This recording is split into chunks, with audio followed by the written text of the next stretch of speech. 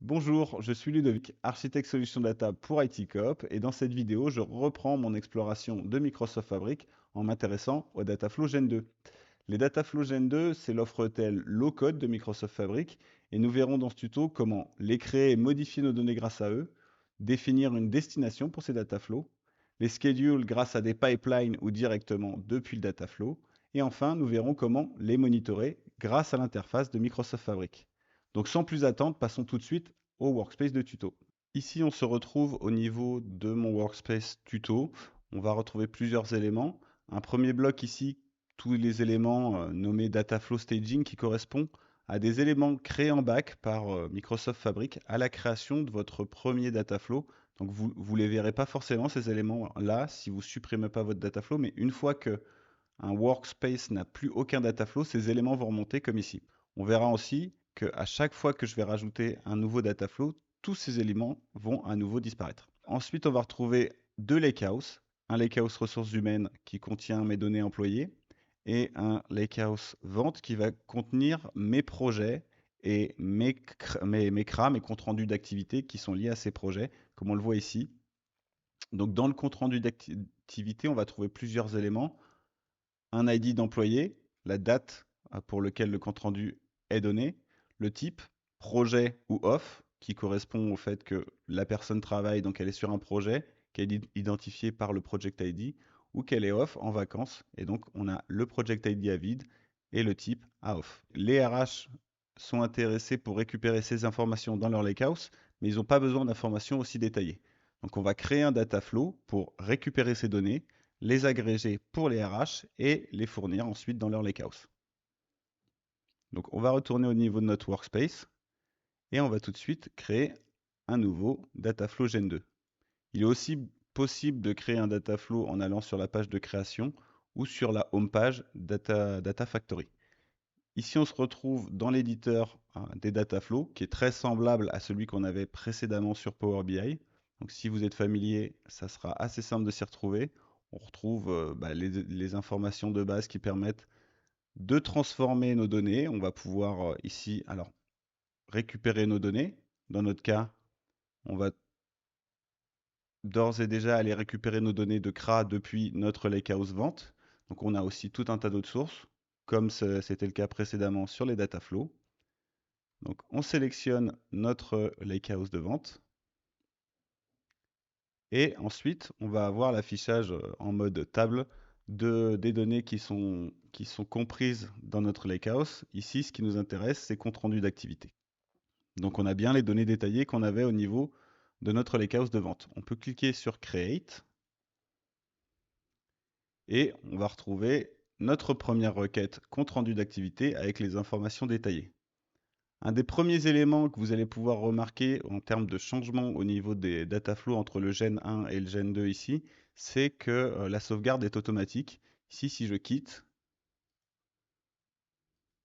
hop, mon changement a bien été sauvegardé, mon data flow existe. Et vous voyez que les éléments sont encore présents, mais si je rafraîchis la page, comme je vous l'avais dit, tous ces éléments disparaissent et il ne reste plus que votre data flow. Donc on peut retourner sur le data flow maintenant et continuer à éditer nos données puisque l'objectif ici c'est d'agréger les données de CRA pour les RH. Donc on va commencer par faire une chose, c'est renommer notre data flow. Ici on va l'appeler agrégé CRA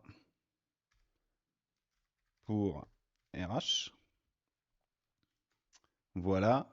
Et donc, la première chose que je vais faire pour pouvoir agréger ces données, ça sera d'utiliser group by. Mais avant ça, je vais devoir extraire la donnée de mois depuis notre date. Donc ça, je vais le faire assez simplement en ajoutant deux colonnes, une colonne mois et une colonne année. Je commence par la colonne année. Ici, add colonne, custom colonne. On peut aller ensuite avec la fonction date year, récupérer l'année de notre date. On peut typer directement ici notre sortie, notre colonne, ici en entier. Donc ma colonne a bien été ajoutée et je vais pouvoir ajouter la colonne mois de la même façon.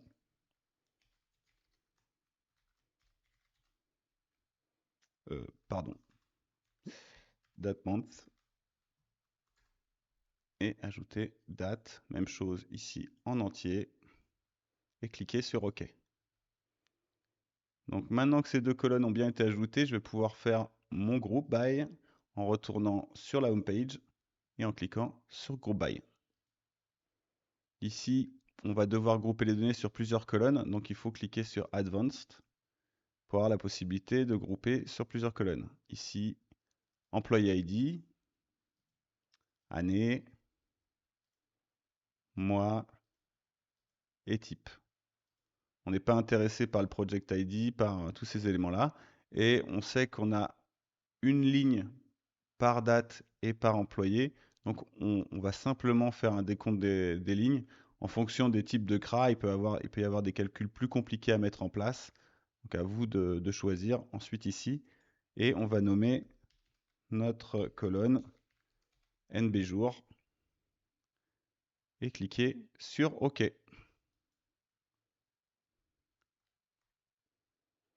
Donc nos données ont été agrégées par année et par mois et par employé et ensuite par type. On va avoir tous ces éléments-là.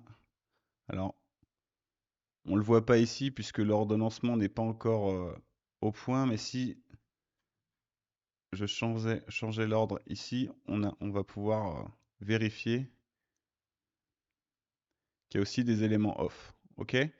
Donc je vais supprimer cette dernière étape qui n'a pas d'intérêt et je vais maintenant pouvoir attaquer un deuxième élément qui a changé par rapport au Dataflow GN1, c'est la possibilité de choisir une destination pour nos dataflows.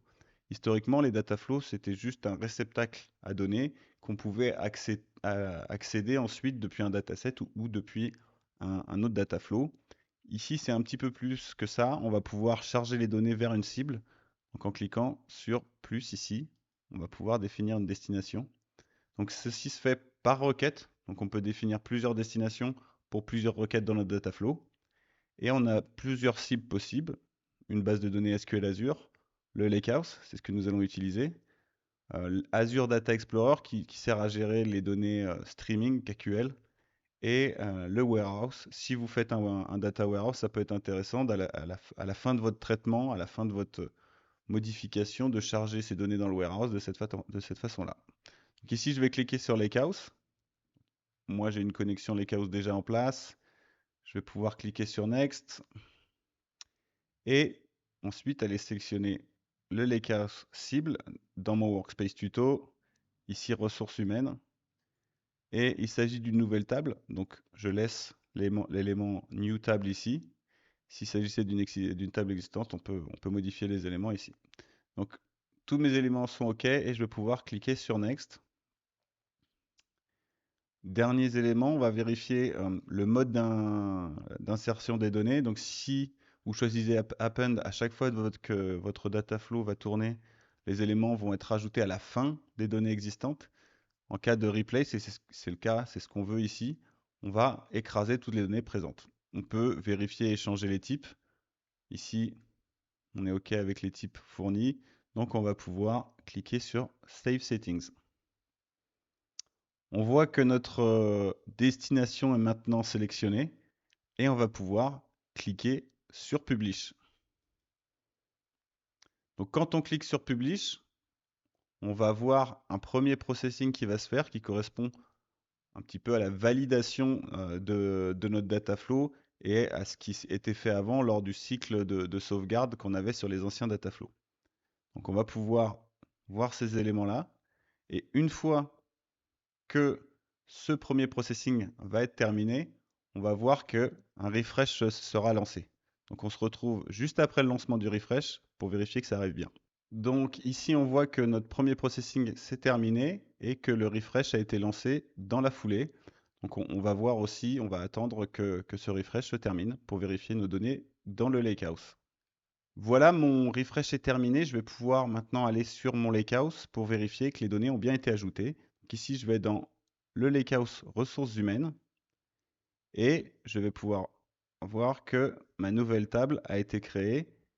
Et à ce niveau-là, on retrouve bien l'agrégation qui a été créée précédemment où on a les données par employé, par année, par mois, par type et ensuite le nombre de jours directement ici en vue agrégée. Donc, notre pipeline a bien fonctionné.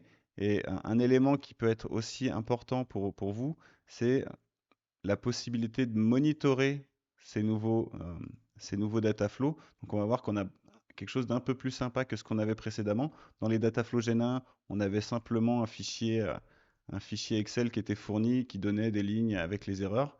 Dans notre cas, si on va au niveau de notre refresh history, on va avoir cette interface qui va nous permettre aussi de scheduler les refresh ou de lancer un refresh, mais aussi de regarder en détail ce qui s'est passé. Donc, au niveau de ce data flow, on va voir que une table, une requête a été créée et qu'un output a été envoyé ici. On peut même aller à un niveau de détail en dessous pour regarder la quantité de données chargées, la quantité de données chargées en sortie.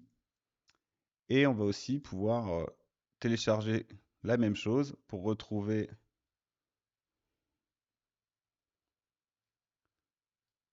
ici les informations qu'on avait précédemment dans l'ancien Dataflow Gen 1. Donc ça se présentait un petit peu comme ça. Ici, on voit que c'est un petit peu plus sympa et ça offre une expérience de monitoring un petit peu plus intéressante.